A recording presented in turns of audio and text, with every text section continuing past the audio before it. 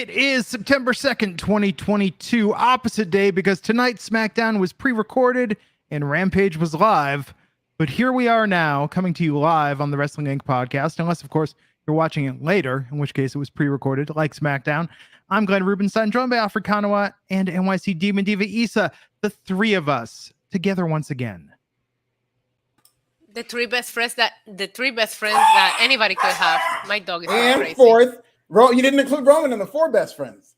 He's still upset. We were ready to celebrate Roman Reigns' title reign, and we didn't get that. So, yes. Oh, Drew McIntyre, you lovable scamp. You might be sounding the alarms because Roman Reigns is about to drop that strap tomorrow. I think is what's going on. Shut up, Alfred. You don't know what you're talking about. Go back to Applebee's. Sometimes when they start talking too much about how long somebody has been champion, it makes me think they're not going to be champion that much longer. Yeah, it seems to be breaking in Drew McIntyre's favor. We started talking about this on Tuesday. I know Issa is taking exception to this. She did vow that when Roman Reigns retains that title, she will say, "I told you so" in a British accent. But it just feels like Drew's time now. The 2-year mark. No, it doesn't, Alfred. He hasn't done anything significant this year. If Roman Reigns is going to lose after I don't even know how long, it needs to go to somebody that has actually been built to it. There's nothing going into this build other than he's at home. That's it. He got eliminated at the Royal Rumble by Brock Lesnar. He got in a feud with Rich Holland, Madcap Moss, and then Baron Corbin. Then he wasn't on a pay-per-view. Then he got beat up by the Bloodline. How is that a proper build to ending such a historic title reign? He's not it. This is a tale of two WWEs, though, and I completely agree that as a whole, his year has been bad, but he's like one of those NBA playing teams where maybe they don't have the best record, but they just get hot at the right time, and in the last month, they make a run into the playoffs. That's what Drew McIntyre is. Basically, the Grizzlies is Drew McIntyre, but if they had a shot at the World Championships. Go home, Alfred. You're drunk. I think Drew McIntyre is being built over this past month very well by Triple H. I feel like Triple H is the type of guy who thinks that maybe we could shake things up and get a headline by beating Roman Reigns. And it just feels like they want that moment in front of this record crowd in London that Drew McIntyre is a champion. If Drew McIntyre comes out to Broken Dreams, to Dylan Point in the chat, it is exactly the perfect song for him to lose because that's all this is, Broken Dreams. He's not beating Roman Reigns. Not happening. There could be a lot of outside interference. I guess Tyson is going to be there with Tyson Fury. Tyson Kidd, Mike Tyson. And he's been kind of going back and forth. Mike Tyson as well on Hulu have been going back and forth with Drew McIntyre. So maybe they're going to pay that off at Clash of the Castle. Maybe Karrion Kross will do something. You got Kevin. I think there's going to be a spot where all the ops come in the ring and they all have some kind of big dive that Roman Reigns jumps on all of them before dropping that strap, of course. Wow. He's not losing. I can't wait. I will just say this. I can't wait to gloat about it. I'm intrigued. This is good. They're doing well with this build to the point that it just doesn't feel like it's going to be a Roman Reigns steamroll. I can actually see personally Roman Reigns possibly losing, and that's all you need for a match to be intriguing and buy these false finishes are going to do. You're gonna compare it to the tag titles. WWE doesn't care about the tag team division. We all know that. Don't compare this to that, please. Come on, let's move on. Christopher Sticky Leather. I don't know that it's pronounced that way, but I just think that sounds better. Christopher Sticky Leather says they did the same thing when New Day broke Demolition's record. New Day lost to Sheamus and Sorrow after they broke the record. The tag team division. They don't care. They don't care about the tag team division. Please give me an actual real comparison. Come on. Get that weak shit out of here. I'm ready. I'll fight anyone. Anyone? I'll fight anyone. I'll fight Ariel Helwani, who's over there like, Drew doesn't win, we riot. Then get ready to riot. I hope you brought your riot gear, buddy. Yeah, he did. Stupid. Really? Stupid. Oh, he's just trying to cater to those fans over there in the UK. Yeah, okay. Whatever. Now I'm beefing with him and he don't even know it. Okay, so we got a lot to talk about tonight. There's stuff to discuss. But first, what's going on in the news? Well, it's been a very busy week because we had a couple of big interviews from key figures. Triple H interviewed with Issa's best friend, Ariel Helwani of BT Sports, while Tony Khan did an interview which was basically the media call answering and fielding a bunch of questions. So we'll get into both of these, starting with Triple H. Said a lot of interesting things to Ariel Helwani, addressed the Sasha Banks and Naomi drama. Did seem to confirm that he has spoken with Braun Strowman, and he said, we'll see in terms of Braun Strowman coming back. He also had a shot at AEW, which we'll get to in just a bit. But what do you guys think about the possibility of Braun Strowman coming back? They're saying on Raw. Are you excited about that, Issa? Oh, yeah, can't wait. I mean, I did like heel Strowman when he was the monster among men and he was destroying things. That Strowman I like. That whole shoo train BS, I don't need that. So bring back destroying everything Braun Strowman. Maybe I can get behind him. I mean, they don't have a monster. They have completely taken Omos off TV. So this could work for him, but it needs to be done the right way. And I do have faith in Triple H booking all of these returns the proper way. So we'll see what he does. I'd rather see Braun come back with Bray, because why not? But what if he comes back and his entrance music is "Come On Ride the Train" by the Quad City DJs? I wouldn't have a problem with that, to be honest. That would be some good money spent on these copyrighted music. And Nicholas is his hype man. Nicholas has got to be like, yeah, he can work a part-time schedule. He's his mouthpiece. Probably has a full-grown beard by now. He's probably looks more like Braun Strowman now. Yeah. Val Buck99 saying maybe the Usos' other brother helps Roman. Possibly. Maybe. There's been rumors of Solo Sikoa possibly joining the bloodline, which is so basic, but I mean, hopefully he goes on there and they eventually have something for him other than bloodline. But it would make sense, especially now, for him to join the bloodline. It's weird if he's on the main roster, though. Look, okay, here's the deal. Like, you can't have like a festival concert, and you've got like the Osmond brothers playing, but then like little Jimmy Osmond's doing like a separate set. It's like, why is he not playing with his brothers? This is really distracting. This is really weird. Just putting it out there. It's exactly what it's like. Exactly what it's like. I'm here for Braun Strowman, though. I will say, I think it'll be interesting to have him back. It does feel like something a little bit might be missing with him, and he just belongs in WWE. He's a WWE animal. I just don't care about anything else narrative. I know, and I couldn't care less. But if he was back in WWE, I'd be like, okay, let's see what they got for Braun. Ooh, what if as part of negotiation, he's like, you got to bring in control your narrative, and we're going to be a faction. Oh, my God, please. See, then I would care about control your narrative. Going head-to-head with Blaze TV. Yeah, like I'm not saying that would be good, but that would be amazing on so many levels. That's the real. If they do a Tuesday Night War, I'm here for it. And he's got a train theme, but then it ends in a train wreck in the theme. Kelvin R. Alexander, $5. He's going to fly to Cardiff to personally interfere in that match to help Roman. Hell yeah, I've been working on my teleporting skills. I believe it. I've always thought Braun was the number one, makes the most sense to bring back guy. And you know what? He was Roman's best feud. When he and Roman and the ambulance and all that, that's the best feud Roman has had. I think. No, that's the best feud Braun has had. Okay? Because Roman made it. Thank you. Bray Wyatt would also be good. Back.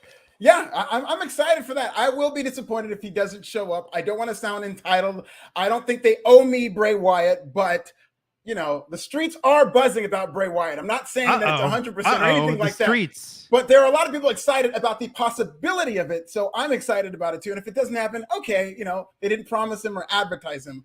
But that's another thing that was brought up in this Triple H interview, which we'll get back to, is Triple H did talk about Bray Wyatt, saying how creative he is and how he's like a whirlwind of creativity. So that was very interesting. He also might have had a Freudian slip when he said, we love working together. And then he had to change himself and do past it. We loved working together or something of that nature. So keep your eye out for that. Triple H also did say, and this is the big thing coming out of this interview, in referring to AEW, completely denying that there was any type of competitive war with AEW. They're just doing their own thing. And they said about AEW winning the Wednesday Night War, you beat our developmental system. Good for them. Glenn, is that all it was? Do you believe Triple H when he says that he wasn't really worried about AEW? I think it's perspective. I tweeted this, but here's the deal. When it was his baby, he never booked it like it was developmental. He booked it like a third brand.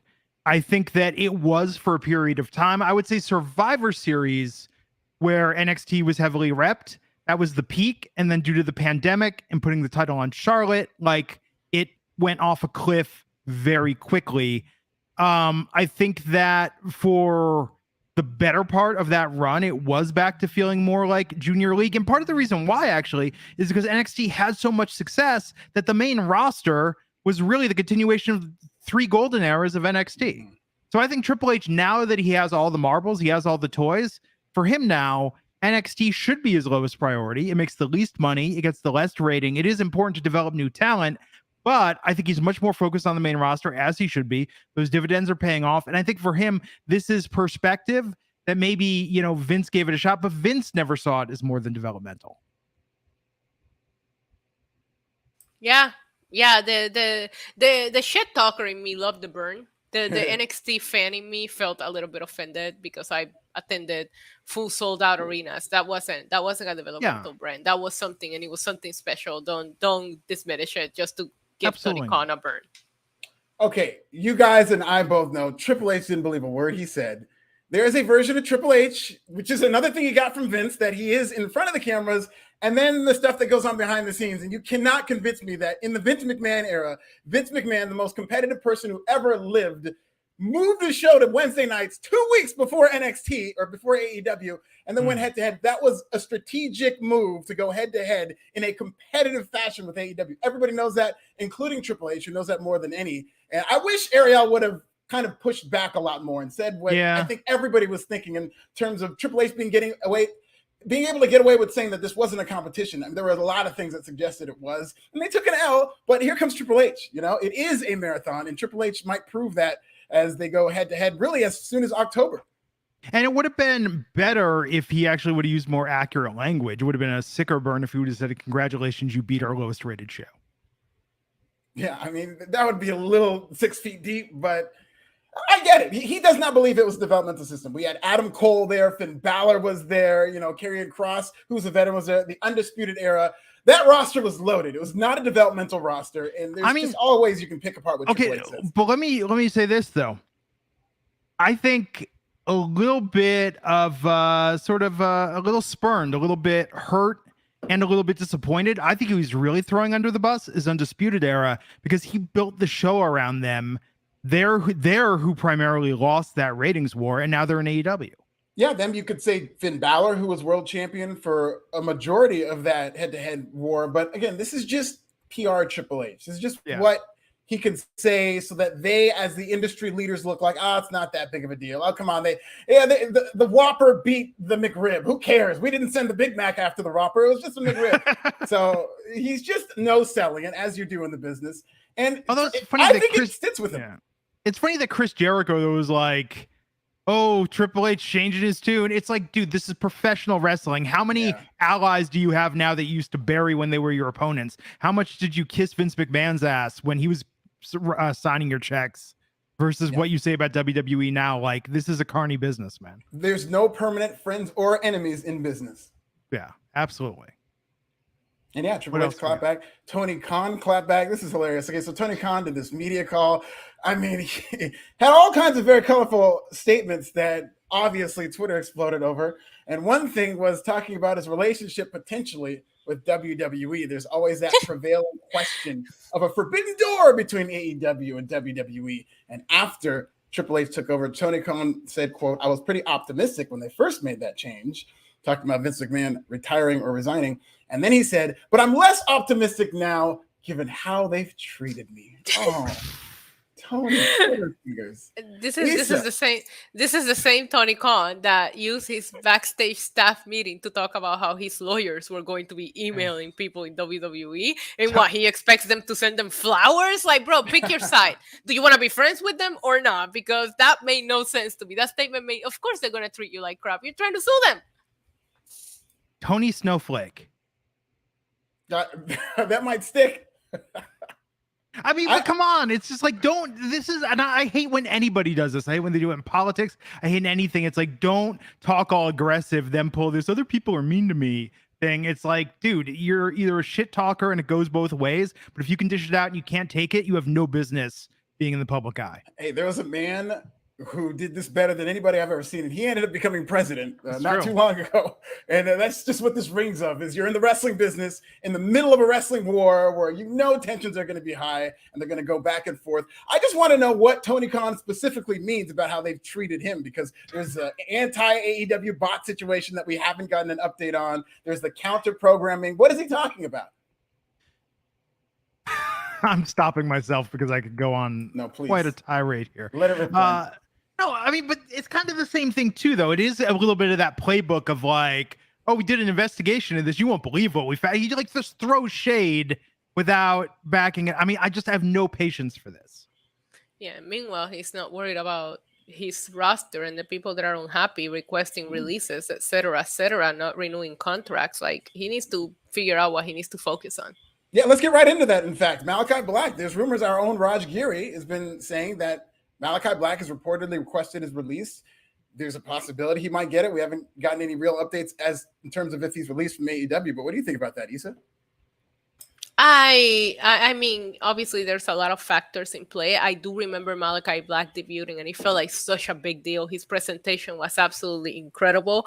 Then you put him in a faction, which to me, that's just step one to just becoming part of just somebody else in the AEW roster, because everybody in AEW is in a faction, and now, they're not doing much with House of Black. They just throw them in this weird made up match that makes no sense. I'm sorry, Miro teaming up with Sting and Darby Allin makes absolutely no sense. This was something just to get them on the card. Nobody can convince me otherwise. So if I'm Malachi Black and I'm bringing all of this creative with me, and I'm thinking of all these ways to make my character stand out from everybody else in AEW, and that's how they treat me, I will probably be unhappy as well. And this is one of the reasons why when people have asked my opinion on Bray Wyatt going to AEW, I said no, they won't know what to do with him, because those kind of characters, they just don't know how to book. They've had like 8 of them, this dark faction thing. Everybody's moody, emo, and goth in AEW. Yeah, too much. Every other character. Didn't even work once in WWE with the Judgment Day, and they're still trying to make it work a bunch of times with AEW. And I just do think that Malachi Black is one of those people who have, politics aside, former WWE guys aside, just in terms of how AEW booked this guy the first month he was in the company, I just feel like it's one of the biggest cases of them dropping the ball with the character. Yeah, they had it there, man. He was right there as a main eventer. And this is kind of the Cody effect, where Cody just works with somebody and elevates them. And now that he's gone, that's a big chip off their board. But I just think that this time when he debuted, I thought this guy's got to be world champion, and he's fallen so far.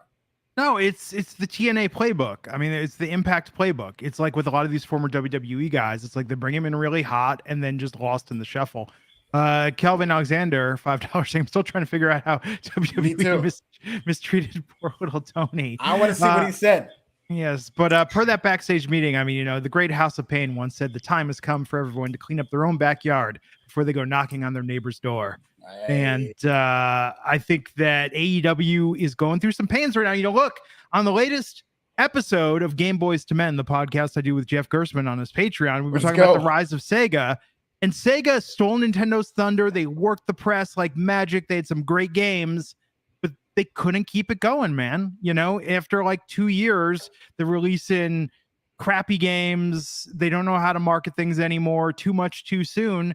You can get to the top of the mountain, but staying there is a whole other game. And I think to an extent, Triple H has got to figure that a bit now too. Like, he's riding high on momentum, because what do wrestling fans love more than anything else? Something new, whether it's new storylines, new wrestlers, new gimmicks, new promotions. Holding on to that, that's the challenge. Ironically enough, the only thing they love more than something new is nostalgia, because that works too with wrestling fans. It's a weird, right? It's a weird opposite. Because everything old is new again. Yeah. You wait long enough. Yeah, but to Glenn's point, you keep bringing all of these toys and then you forget about your old ones, and that is a problem. I was super happy to see Morrissey on Wednesday Night Dynamite. It made no sense. Why are you bringing him in? Like right now, saving for after All Out. It's weird. You keep bringing people in, and that's less TV time for the people that you do have sitting in the back waiting to shine. So I want to address this because Dylan, I saw you tweet it. I saw you mention. I saw you super chat it here. So I'm trying to find this. I see like one person online that's saying this, and it's not. Yeah, I'm not a seeing this verified very much account. online. We can't say that I we're don't. I signing don't off think on this. This is not real. This is the not real. views expressed by Dylan Matthews are his own. Unless you see it on the front page of ESPN.com, which it would be. Don't believe the hype. Hey, that'd be nice if it happened. Yeah. It would be nice. $50 million to get smashed by Roman Reigns. Where do I sign up? You pay, get paid, yeah.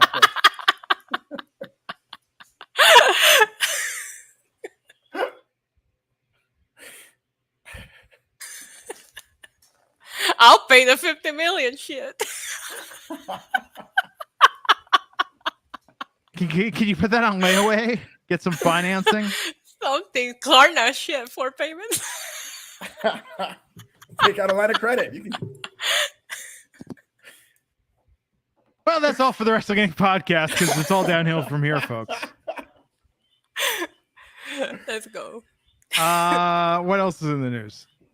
Finally, quick story. WWE's Twitter account tweeted out the word wrestling, which had people going crazy. It's got over 76,000 likes. Oh, the company name, man. The company name. They felt the need to get it out of their system. They said the W word, Glenn. Did that fire you up? It's a new day. Yes, it is. I don't know. I responded with a picture of Michael Cole being shockingly surprised, and he got like 700 likes. So that's you. Oh, that is you. Yeah. It's got a bunch of likes. That's hilarious. I didn't even connect the dots. I just saw that. That's hilarious. I thought it was funny. I will say one thing. I popped when I saw it. I was like, "Wait, what?" Like, I had to do a double take of, "Whoa." Yeah. They've had a lot of wrestling, but. Yep. Okay, so tonight, SmackDown was taped last week. Rampage was live. I got thoughts of how this affected each show. What am I drinking tonight? Dream Realm Studios. I'm drinking this thing called Bai. BAI. Oh yeah, Bai's very good. Yeah, for 10 calories, this is dope. This tastes like a nice coconut. It's very like kind of almost creamy, but not like coconut water or milk. It's kind of a nice, light, refreshing drink. Alfred, what are you drinking? A little bit of that Gatorade Zero. Wow. Punch. Delicious. Well, I'm drinking alcohol. Hey, what kind? It's a passion fruit. It's called Passoa. It's a passion fruit liquor mixed with orange and cranberry juice. Oh, wow. Fancy. Sounds like a brunch drink. You get brunch drunk. It sounds like a tropical drink because I'm in Puerto Rico. I had so many lava flows and pina coladas when I was in Puerto Rico. You know the pina colada was invented in Puerto Rico? That was mentioned to me. That was mentioned to me every time. You probably should. If you were in Old San Juan, you should have actually gone to the place. It's in Old San Juan. Is it? Yeah. Interesting. We did the walk from fort to fort, and I have never wanted to die as much from the humidity during that walk. Oh. That's how Miami was last week when I was there 2 weeks ago. Yeah. Okay. So enough about the weather. Let's talk about SmackDown, which opened tonight with a match that I have to admit on paper, I was like, this is going to be lame. Actually, one of the best matches I've seen in quite some time, which was the New Day versus the Viking Raiders tonight. Now, this should tell you how hot this match was. Apparently, this was the last match of the taping. They moved it around. That crowd had been sitting there through 2 SmackDowns and then watched this match. This could have been a pay-per-view match easily. This was so good. But Alfred, you first. What'd you think about this? I loved it. I had no idea it was the last match of the evening. I thought this was great. I just thought that visual of the Viking Raiders at the beginning, standing on that dragon boat, the long boat, just made them look like stars. I like how they didn't really take it themselves too seriously in calling this match, but they were over the top. And I liked everything about it. The presentation, it almost felt like a pandemic era match, like one of those cinematic matches, but in a live arena, because they're just using all these different Viking weapons, and they really committed to it. I liked the visual of the boat on the side of the ring. So this was good. I liked it. Yeah, me too. When it first started, I was like, oh God, do I want to see these two teams go at it again? And by the end of it, I was all in. Love the presentation, trying something different. I would always respect that. And it worked for this particular match. It really worked. There was a couple of spots there that a big spot was coming and it had you on the edge of your seat. You can't ask for more than that. I thought it was a very, very fun match. And I hope Xavier is okay after taking that friggin' double table spot. That looked wicked. I love yes, that. it did. You know what else did? The unicorn sledgehammer. Kofi, what was it? I don't know if it was Eric. I think it was Eric. Murked him. It kind of broke when he hit him in the head with it. Yes, it did. Yes, it did. It was awesome. It was a great match. This was super hot. I mean, like this exceeded all my expectations. The feud still has been kind of boring. I mean, except for lighting the Bootios on fire. But oh yeah, but we had a unicorn horn return. Xavier Woods came out wearing a unicorn horn, and I love when we were all wearing big giant horns on our foreheads for no reason whatsoever. So it was fun to see a comeback. Light the Bootios on fire sounds like a radio edit to Busta Rhymes' Light That Ass on Fire. He really does. I'm not touching that one. Touch the booty. Come on. Yeah. So no, great match. That just proves the point. We're in the best era ever for in-ring action. Even the theatrics of this were great. I just wish the story had built a little bit smoother. Me too. It's like they spent everything doing this because I don't think the build has been good to this at all. It's been pretty flat. No, but I like funeral this match was the a lot. best. Yeah. But the Viking Raiders won, and you know what? I don't disagree with that. But man, they got to do something. They looked awesome during that funeral. They look great when they're presented well and they compete well in the ring. But I swear to God, most weeks, like whatever they think they're doing that's cool, it ain't cool, guys. Yeah. They had to win. You know how ridiculous it would have looked that they went all out with all that presentation and then they lost. So I will say, I was like, the Viking Raiders have to win here. Look at all the effort they're putting into sticking to the gimmick. I know Clash of the Castle is already a loaded card, but I just feel like this would have been as good as it was. They only have six matches on the card compared to All Out. All Out has like 25. Then they should have done this at Clash of the Castle because those people have gone crazy for this match. Oh, wait, this was in Detroit, though, tonight. That's why they popped for this. They thought they were juggalos. Whoop, whoop.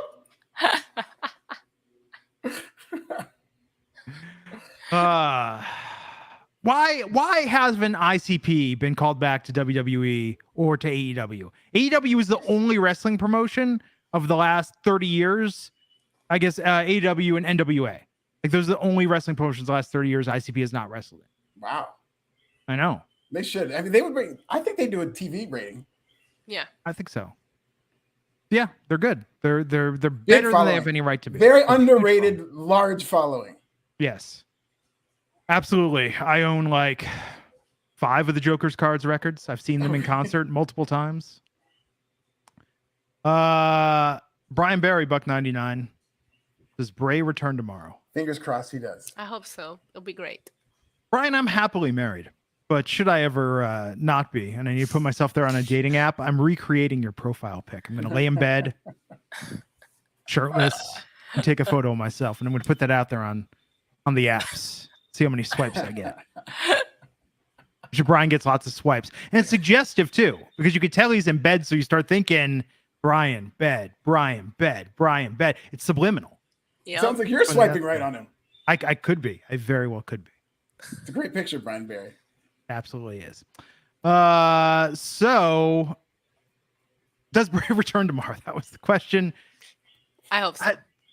I think they save it for Raw, maybe. Really? No, I think he's doing it. If you do everything tomorrow. You go all out at the especially since you're gonna have Drew you're gonna have Drew McIntyre lose, so the crowd's gonna be a little sad. So just give them all the surprises as possible. I mean, this is on during the day though, so with surprise, I don't know. For us, it's at night. For us, trust me, this is being treated like a second WrestleMania this year. They want it's gonna this to feel be very like special. They want it to be kind of like SummerSlam '92. We're still talking about it. There's that great legendary match, but they want like 5 of those moments on this show. So we've got maybe Sasha and Naomi returning, Drew McIntyre possibly winning. Who knows? And Bray Wyatt coming back. No, maybe Braun coming back. And the match of the night, which will be Gunther versus Sheamus. Yes. Big, meaty men slapping meat. meat. Say it, Glenn. Big, meaty men slapping meat. Very good. Yes. Okay, hold on, let me try this. Big, meaty men slapping meat. Oh, I'm making that my text alert. Big meaty men slapping meat. Oh, I'm a clip that and make it my text alert. We've got a drop. Yeah. I got room for 4 drops on this new controller. Yeah. So. Gonna be good times. And then I got to get software for this, but I got the 64 pads. I got one of those too. I just gotta set it up. Yeah. You guys gotta teach me how to use one of those. See Brian Barry, $1.99. It's all in the smile. It's the key. Now, Brian, if you were holding a cat or perhaps had a small dog next to your head, I think that would even sell it further. Oh my God, the dog! It's the dog that you get swiped on every time. What did you think, Issa, of the build-up in this promo backstage between Shayna Baszler and Liv Morgan? I loved it. I unfortunately feel for the way they have booked Liv Morgan as a champion, because seeing her tell Shayna, "I'm gonna rip your arm off," made me laugh. I was like, "No, you're not." And it's not her fault. It's because they have made her look like such a weak champ that I'm hoping we either get A, fully dominant Shayna wins and we get NXT Shayna again, or B, the beginning of Liv Morgan feeling like she's a legitimate champion on SmackDown, because she has never felt that. And it hit me today when she's trying to cut her promo and I'm laughing at her words when I'm going, you're getting your ass kicked, bro. So we'll see what happens here. But I just love seeing this side of Shayna Baszler again. I feel like we haven't seen this Shayna since her debut on the main roster and that crazy Elimination Chamber match that she had after that. Everything went downhill for her. And I'm a big Shayna Baszler fan, so I'm excited for this. Yeah, they're doing a slow build toward Ronda Rousey and Liv Morgan in a rematch, which is kind of funny because they're really building up Ronda Rousey as even more of a babyface than Liv Morgan. She's kind of being booked like Stone Cold Steve Austin, with Adam Pearce being a Vince McMahon so she goes against Shayna. She's going to run into a buzzsaw because I think Liv Morgan is going to beat Shayna. It's going to be a good win for her. Maybe they'll even let Shayna tap out, but they're going to put her over Shayna strong. But going into Ronda Rousey, those people are going to choose Ronda. Just looking at how her reactions are compared to Liv, them booing her that 1 week was a 1 week thing. They're still kind of behind her, but I think she's going to run into another buzzsaw, and they might have to turn her in a feud with Ronda Rousey down the line.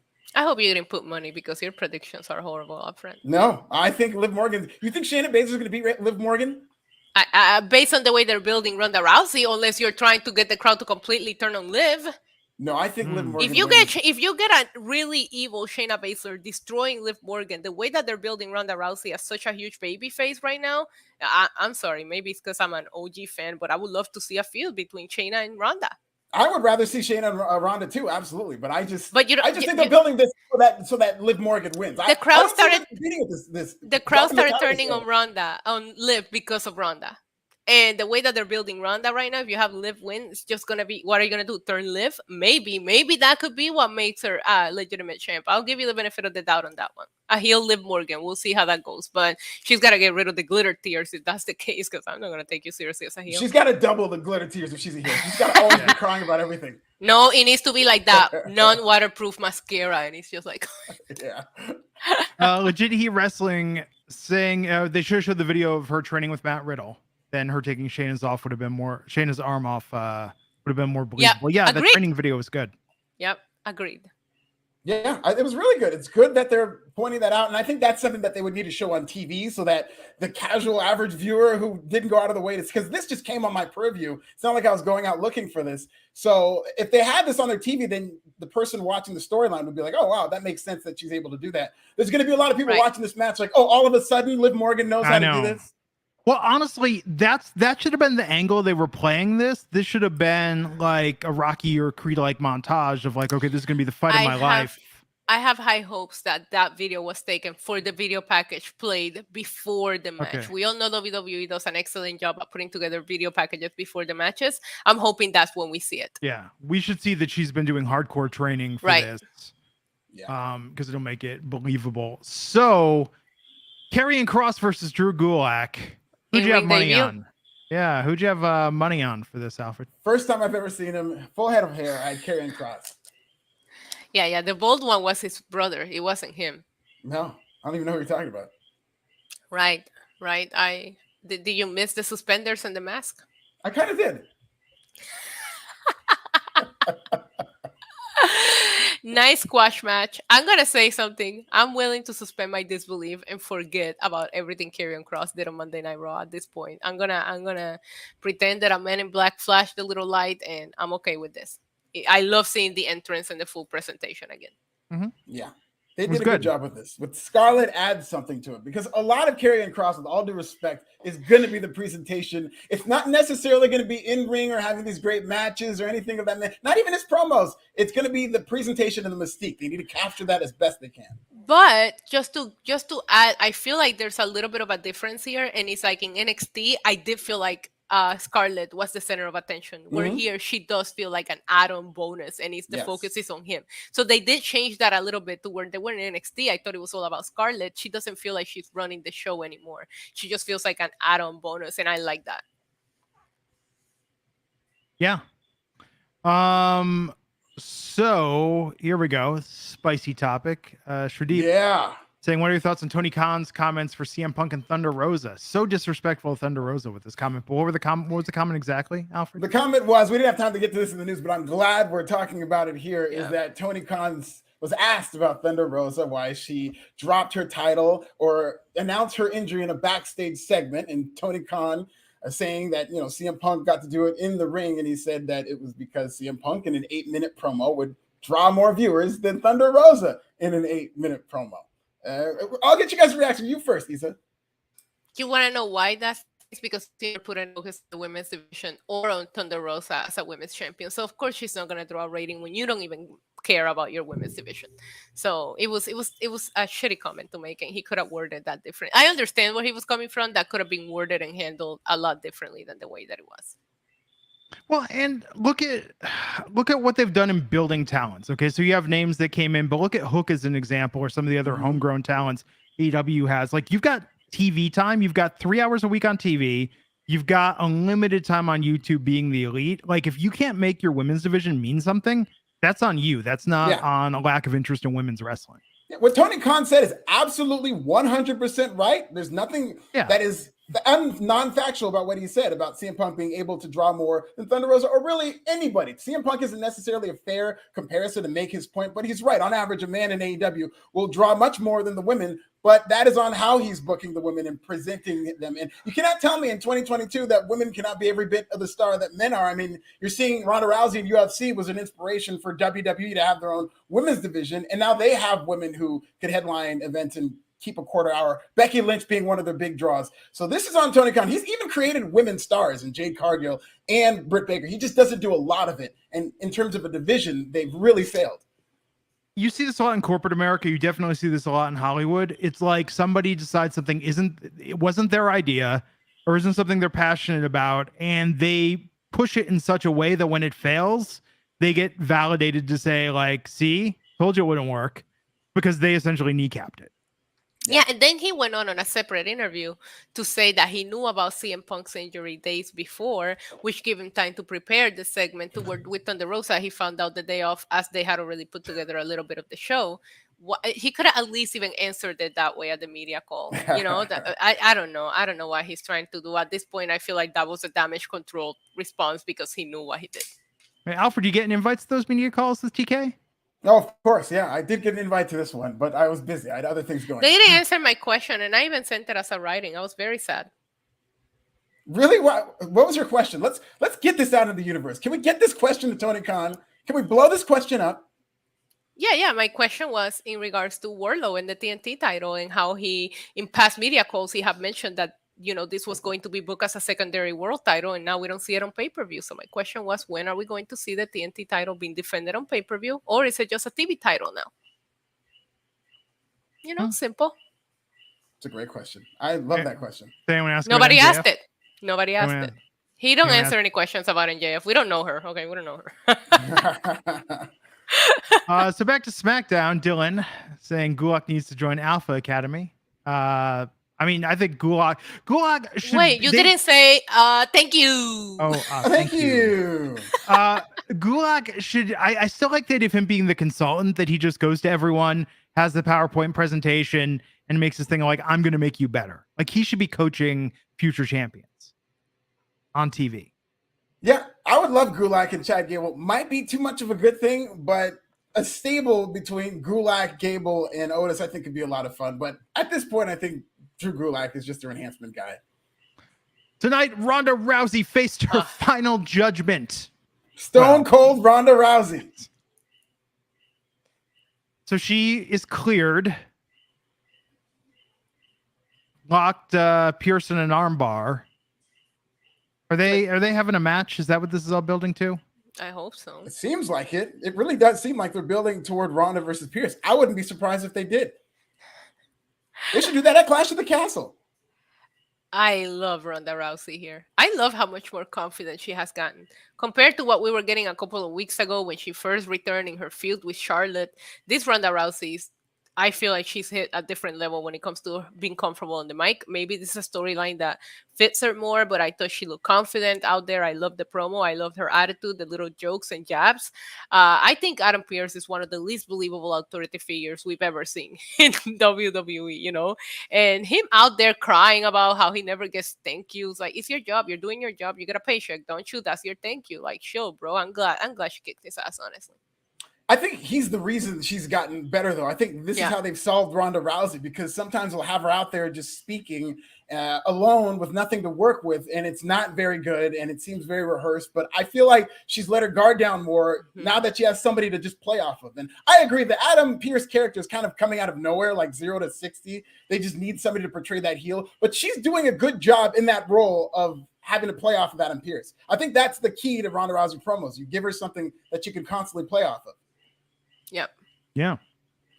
She's just improved tremendously, in my opinion, at least in her presentation in the ring and her promos. She is on an upswing, that's for sure. Hit Row took on Maximum Male Models tonight. Matching capris. This was a really good match for Hit Row. Like, this was a very better than the squash match they had for their debut, I thought. It was fine. I really did pop for the Maximum Male Model spot where they did the runway on Ashanti's Me back. too. That was kind of creative. But yeah, I know both of these factions seem like they're in a holding pattern a little bit. I need to see a little bit more out of these. And I just think Maximum Male Models was onto something early, but they just let the lightning out of the bottle. Yep, agreed. I had nothing to add to that. One of them is going to have to be next to take on the Viking Raiders, and the other one is going to probably take on the New Day. Oh, yeah? The Viking Raiders taking on Maximum Male Models. That's just, you know what? I kind of want to see it, honestly. You don't want to see a Viking rules match? I do. I want to see Mansoor and Massey walking the runway in the boat, like put the boat into a runway. Extra long, yeah. Yep.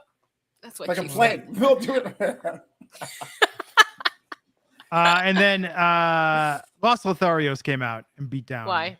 Adonis, and then I should say Adonis. What? Adonis, and then the Street Profits came in to make the save. They don't know what to do with the Street Profits right now, and it's sad.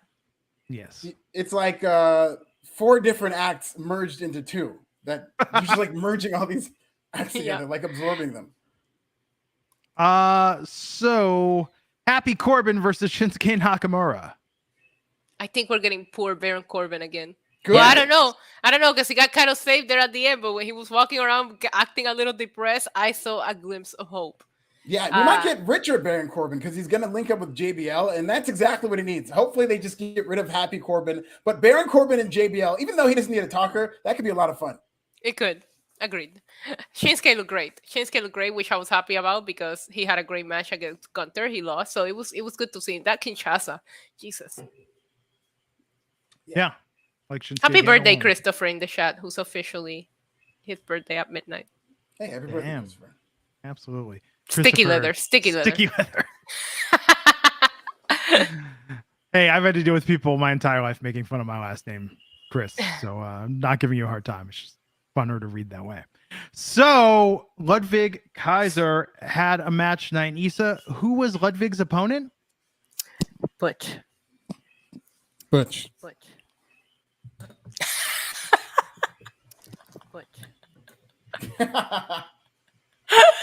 No. Now you say it. Butch. Oh, that's there we go. Clean. But. Yeah. Yes. Do it so many times that they change his name the next time we see him. Butch. So this was good. I did not realize Butch's hair had gotten this long. Same. Yeah. Butch Gunn looked good tonight. He's back in his traditional gear. Yes. Do you guys think they changed his name? I will be heartbroken. Ooh, do you think when they change his name that he'll cut a promo backstage? Like maybe the Brawlin' Brutes break up. Ooh, that's a tongue twister. And then maybe after Caleb Braxton's like, what do you think of the loss? And he says, Butch is done. Get it? I actually like it. That's actually very high level writing. Yeah, it is. Yes. This was a good match. Can we get we don't know how much longer we have Butch. Can we get more Butch drops, please? Yes, please. Butch. Oh, I was dancing and everything. That's fire. Butch. Oh, when this whole pad gets going, we're gonna have Bree mode on command. We're gonna have like everything like ready to go. It's gonna be awesome. Yeah, really like this. Gunther and Sheamus faced off ahead of their match. Good build for that. So let's talk about, we didn't bring this up, but I thought we'd roll it in. All the time we got tonight with Sami Zayn, America's sweetheart, and the Usos backstage preparing for the Roman Reigns celebration. Black roses were sent by Karrion Kross. Love it. Sami is going to be the MC of this. Like, even though the Usos are a little split on him, he had photos blown up, but wouldn't you know it, Drew McIntyre attacked Roman, ruined the entire celebration in the main event. What do you think of all this, Issa? Issa's not celebrating. Oh, okay. Alfred? I thought this is fine. I thought this is a good end to what I do think has been a good build in terms of building up Drew McIntyre as a viable challenger for Roman Reigns, which is exactly what needs to happen, regardless of if he ends up winning or not, which I think he will. I like that they finally build somebody to where you're at least thinking, whether it's the venue, whether it's how they built him up to be a force against Roman Reigns, whatever it is, you're at least I'm at least thinking to myself, man, Drew might be able to beat Roman Reigns. So it's going to enhance the match for me personally. Yeah. Issa, how are you coping? I thought it was very disrespectful. I feel like Drew McIntyre was jealous because there's nothing to celebrate him for, So why would you have a celebration? What are we going to celebrate? 2 years of Drew McIntyre carrying a stupid sword to the ring? I mean, that's the only celebration we should be able to have for him. So obviously the jealousy got the best of him, seeing what a real champion looks like and what he aspires to be, but he'll never get to be. Obviously got the best of him here. But Sami Zayn and the Usos introducing Roman Reigns was probably my favorite thing about this segment, the highlight. Sami writing down like slang words that the Usos say and using them later on. It was just absolutely priceless. Bet 100. And then Jimmy's like, what are you doing? Like, we all know you don't talk this way, bro. I get your point, Alfred. But first of all, we've been watching wrestling long enough to know whoever's standing tall at the end before the pay-per-view usually doesn't get the win. Number one. Number two, he comes out there and he brags about destroying the bloodline. Yeah, Brock did that just at SummerSlam. He even destroyed Paul Heyman, and guess what? Roman still won. I think Drew McIntyre honestly needs to come up with a plan with some kind of backup. And that's just my opinion. And that might be what happens. Now, if Roman loses here, if Roman loses here, I just don't see it being clean. Whatever happens here, I feel like there's going to be some kind of backup. There's going to be some interference, either on Roman's favor or on Drew McIntyre's favor. Otherwise, it's going to be a clean win by Roman. But it's just destroying the bloodline. I feel like all of Roman's opponents throughout the last 2 years have done that. Edge did it. Daniel Bryan, whatever his name was back then, did it. Kevin Owens, they all have done it, and he still doesn't get them anywhere. So I feel like your strategy needs to change, and that's just real talk. Yeah, I do like the fact that they are, whether it's destroying the bloodline or the greatest thing about this is that both of these guys have ops outside of themselves. So if they do a finish where it's not clean, which I'm not that much of an advocate for, but if they do, it'll be tied to the storyline to where if Kevin Owens comes in and screws Roman Reigns, Karrion Kross, they tease, could come in and do that. Now Tyson Fury can do that to Drew McIntyre. So there is something now you're talking, right? Because I feel like if we would have built this storyline, and again, because Drew hasn't had the most interesting feuds this year, build a storyline with Drew just like getting a bunch of people to rally up behind him. We just heard, and Kevin Owens is kind of like a lone wolf, right? No pun intended there. But Kevin Owens mentioned he got screwed into like with his title match, and he hasn't forgotten. He's like, why don't you get all the people that are tired of not seeing a champion? People that have gotten screwed over by the bloodline, like Riddle. I get they have matches earlier on, but it would be more interesting if we're seeing Drew McIntyre just rally up people to end this reign of terror. You know, I just Drew McIntyre on his own, I just don't feel like he's being built as the person to end this reign. Well, but we'll see what happens. And the fact that he wrecked the whole set tonight, beat everybody up, and was standing tall at the end has me think he ain't winning tomorrow. That's just normally how it goes. That is the formula. But, we'll forgot to mention. I did like a line that Sami Zayn did say. I don't know if he was intentionally trying to be funny, but he said something along the lines of, "It's a 2-year reign. It's unprecedented. It hasn't happened in decades," which is the opposite of what unprecedented means. So if he was trying to do that to come off as like a dumb guy, that's hilarious. Yeet. Oh man, running that into the ground. No, but I forgot to mention Ludwig van Kaiser versus Butch. The winner was Butch.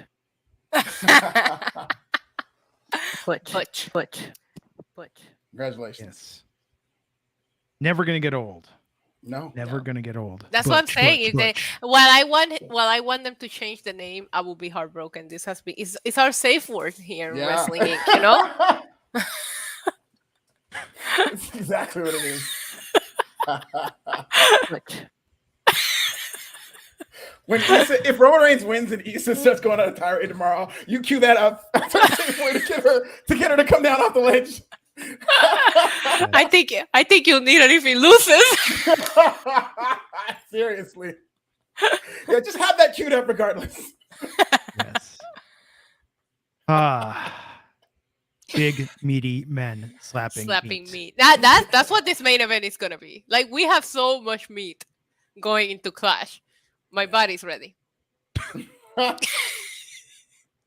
means they did a good job building this up. Yes, they did. So let's talk about Rampage. Rampage live tonight.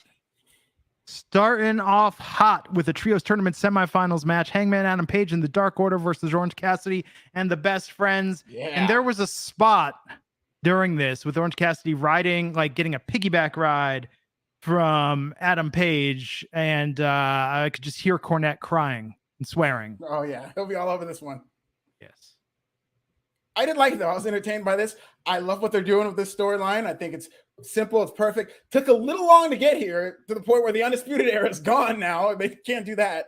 But at least Bobby Fish is. But I do like what they're doing with Hangman Adam Page. And I'm intrigued to see how this shakes out in terms of the Dark Order versus the Young Bucks and Kenny Omega in the Elite. And I could see either team winning. I could see Kenny Omega because they're really doing that storyline that he's not 100%. He's not quite ready to come back. So maybe he runs out of gas and loses here, or maybe they win. Shit, even if he was 100% after that match on Wednesday, he might not be anymore. Yeah. Oh, that was so good. Yeah, I'm very curious here. I personally thought before they added Hangman to the equation that the Elite was winning this. They were going to become the first trios champ, even if they lose it fast. Now, with Hangman and the story, with all of them going into it, it makes them very, very interesting. And it puts the Dark Order in a really good spot. However, it felt predictable. As soon as they added Hangman to the Dark Order, I was like, okay, I know the finals. So, you know, while the matches themselves to get us there, you know, Wednesday night's main event was incredible and I thought this match was fun. I still knew that what we were going to get all out was going to be the Elite against the Dark Order with Hangman Page. But good wrestling, and I'm never going to complain about that. Yeah. Hot opening to the show. Yep. Very much so. They usually, these go home, these are the best Rampages, is when they do the go home to a pay-per-view and the crowd's nice and hot. They haven't been there all night. It's live. It seems like a bigger show. Yeah, absolutely. So tomorrow's not going to be a fast National Saturday, it doesn't feel like. So those of you who are in love with me just kind of putting those out there and going to the beach, I might just stay at the beach and not have to do much. We'll see. John Jordan, $4.99, firing shots. $4.99 because Alfred's that dude. That's it. Oh, and Tony Khan is Francis from Pee-wee's Big Adventure. But y'all already know. Did you ever tweet that? That was the thing. It's like how Tony Khan sees himself and it's Bruce Wayne, and then like Tony Khan in reality and it's Francis. No, but there was a great Francis reference, Francis Buxton reference on Raw by Corey Graves, comparing Otis to him, which I never saw it, but now I definitely see it.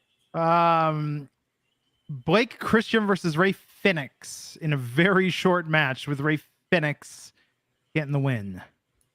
Yeah, why? What's this match there? Didn't need to be with all the stuff they got going on. In fact, at the beginning of the show, this is why JR cannot leave the announce table. He's the voice of the band. I know what you're going to say. Excalibur is just running. This poor Excalibur has just got all this stuff to promote. It's like a 13-match show. But on Rampage alone, he's promoting, we got to build this. We got to do this. We got Ricky Starks. We got Will House. We got to... And then JR just cuts him off and goes, what is this, an 8-hour show? He's not ready for All Out. The poor JR is so not ready for All Out because that show's going to go on and on and on. Oh, it was the greatest thing ever. It was. I pumped so hard for that. I was like, did he just really say that? JR, he's like the voice of the fan. He's just the voice of the filter JR. No filter JR. You love to see it. People complain about it, but I absolutely love this version. He's not peak JR, but this is a great version of JR. Yeah. We had Hook backstage with Lexi Nair, Angelo Parker, and Matt Menard entered. Did a face-off. Great. This is another why. I love Hook, and I actually love 2.0 or, Matt Menard and Daddy Magic or whatnot.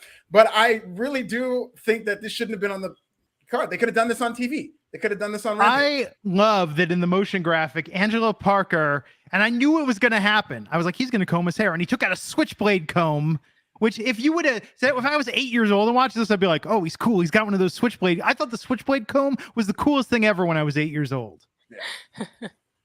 Like your parents wouldn't let you have one because it was too close to a switchblade knife. You could hurt yourself. Michael Jackson helped that with the Beat It music video too. Yeah, switchblade comb.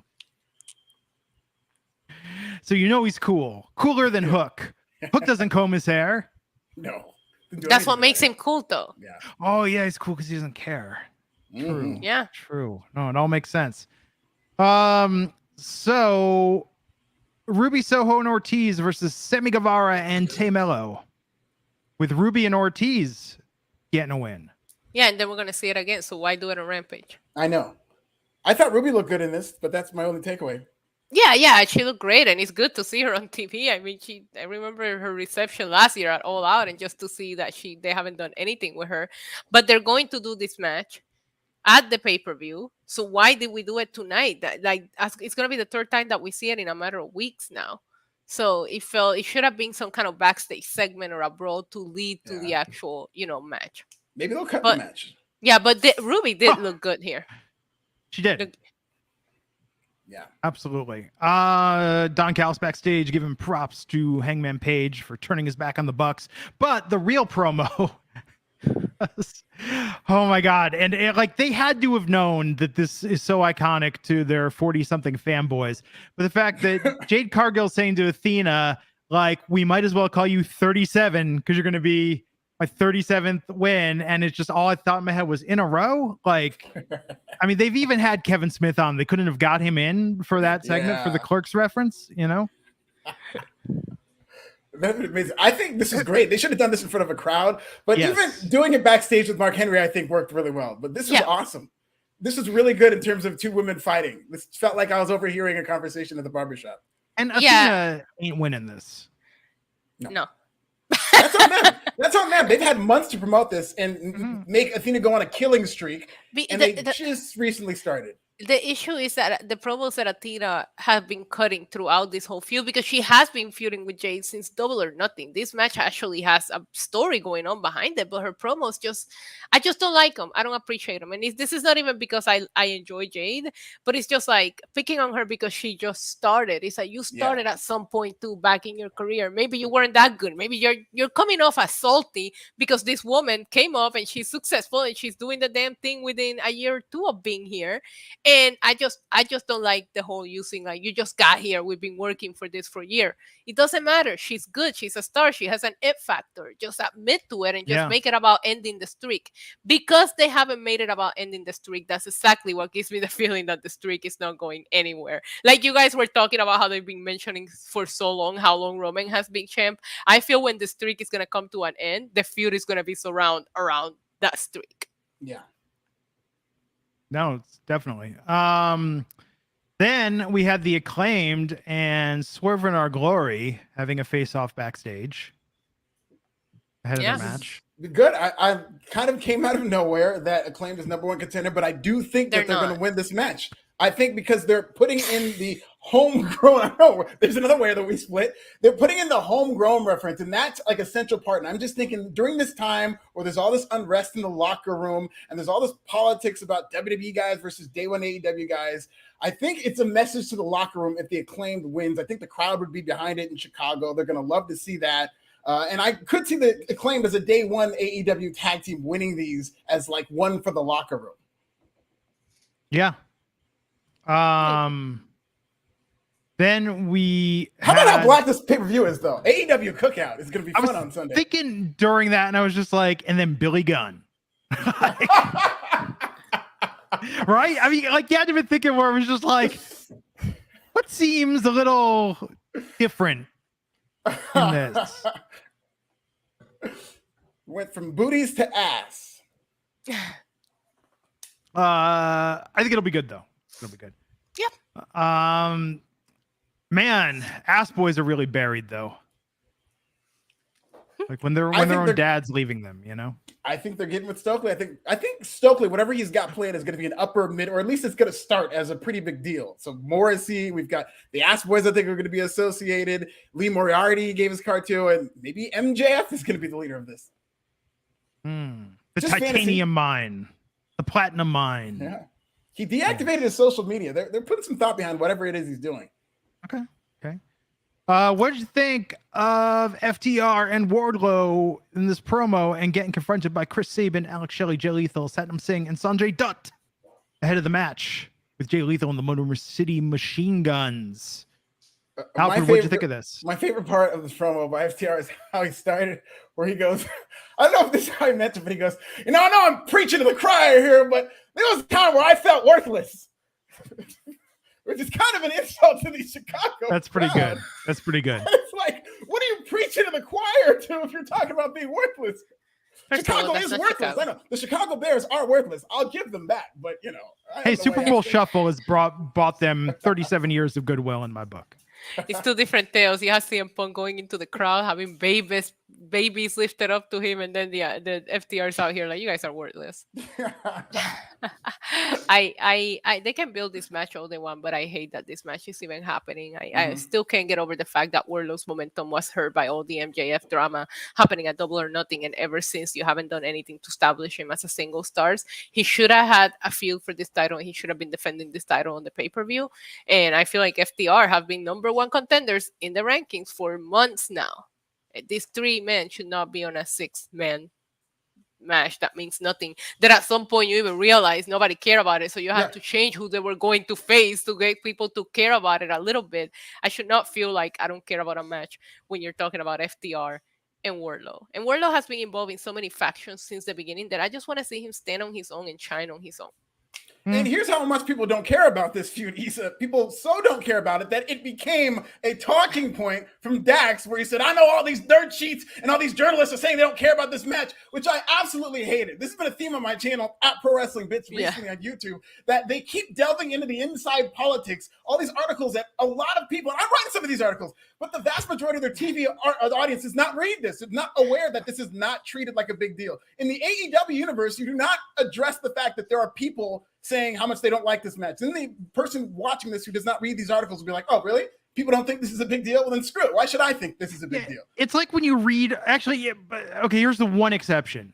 If I read that a show is like the lowest rated show on all of television, I'd be like, well, I kind of want to watch that show now because I'm curious. But what if they went on that TV show? What if on The Big Bang Theory, they went, listen, I know that our ratings are in the dump right now, but you know what I mean? They did. There was a sitcom on the WB called Off Center with John Cho and Eddie K. Thomas, and they would legitimately make fun of the fact that nobody watched their show. I was going to say, then how long do they stay on the air? Yeah, it got renewed, and they made fun of the fact that they got renewed, even though better shows with more viewers got canceled. It's funny that you bring that up, Alfred, because I also noticed recently the people that are mentioning the YouTubers and the journalists and this and that, the people taking shots at people like us are the actual wrestlers. Like, it's not even the fans anymore. It's the actual wrestlers that are coming at us. And it's just like, all right, well, we know who's watching us.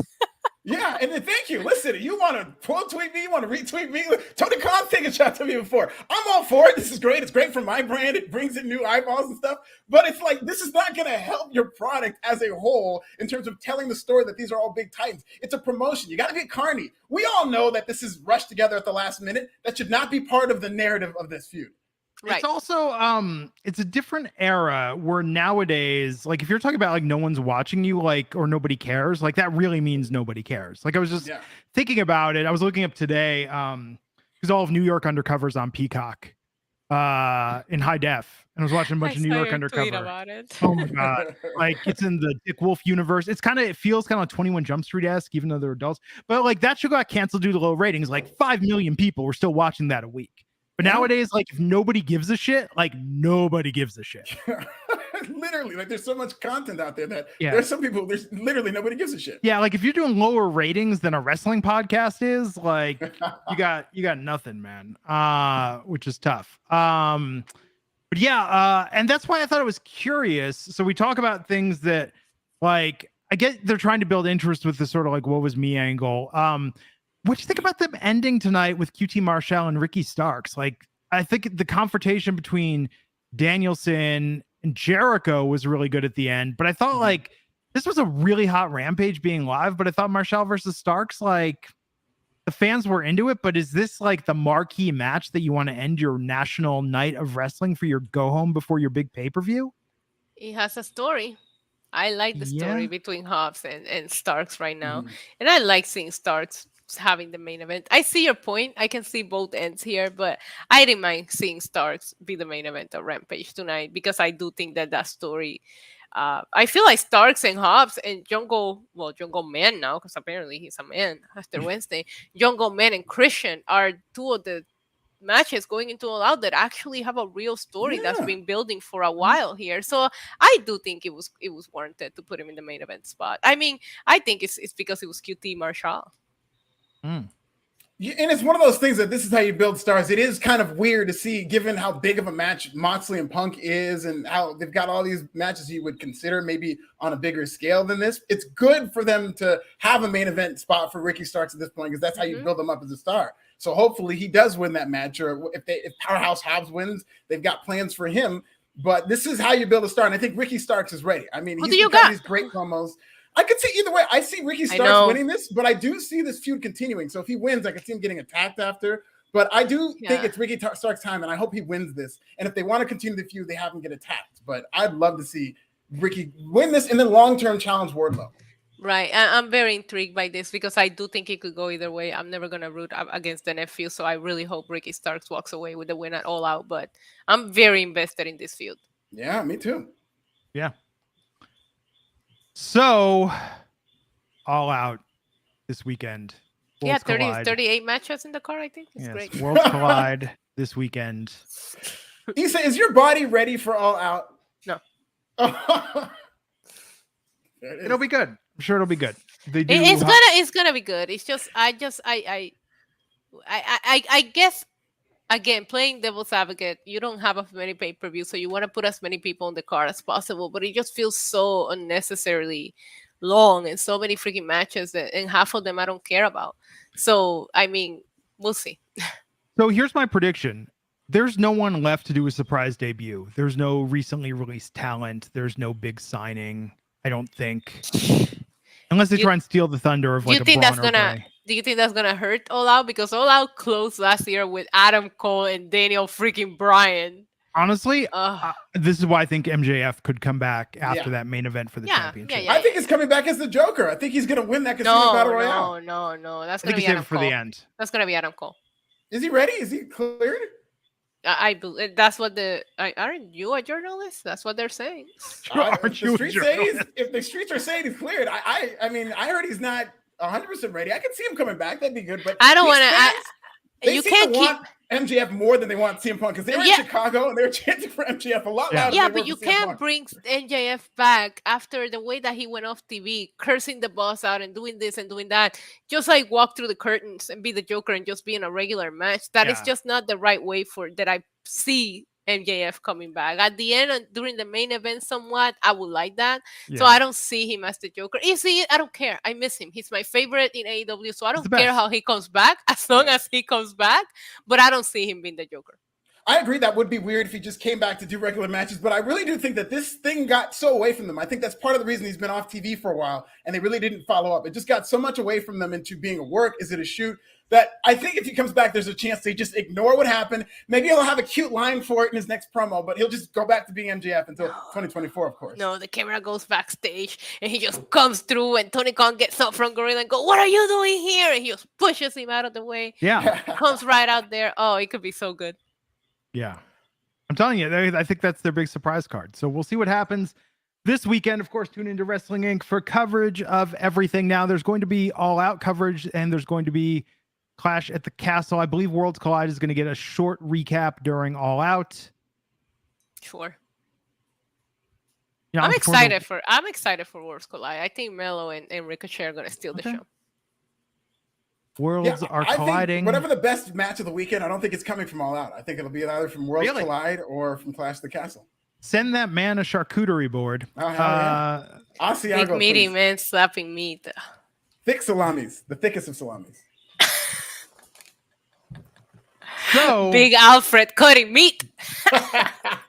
Alfred, you watched the first episode of The Rehearsal. Woo! Have you continued beyond that? Oh, that's what I plan to do after this podcast. It's all I've been thinking about, really. But I saw it with Cal, and they were doing the thing with the trivia. It was just a gripping episode that I love it. I think it's an amazing premise for a show. You kind of figure out what they're doing as it goes along in the first couple of minutes, but them rehearsing everything that could happen and hiring an actress to play this woman who he had to confront, who he was clearly terrified of. And I just thought it was really good, and I can't wait to see what they do next. I'm on the baby episode. The woman's simulating having a baby. Only gets crazier from there. It's great. Yes. Issa, did you watch the Orphan prequel yet on Paramount Plus? No. So good. No. Best film I know. I don't have time. Butch. Yes. Butch. On that note, everybody, get some rest. I'm going to go play the PlayStation 2 remake of Phantasy Star 1 from the Sega Master System. Wow. Working on my role-playing game. Yeah. What kind of role-playing are you doing? Hey. Yeah, the kind where I'm in space and I have to cast spells and same. Yeah, I know, it's very, very misleading. It's funny as a kid. Could you imagine someone in the 80s so I'm really into role-playing? It's be you Switch or Dom They're like, what Switch? What, Nintendo hasn't come out with the Switch yet.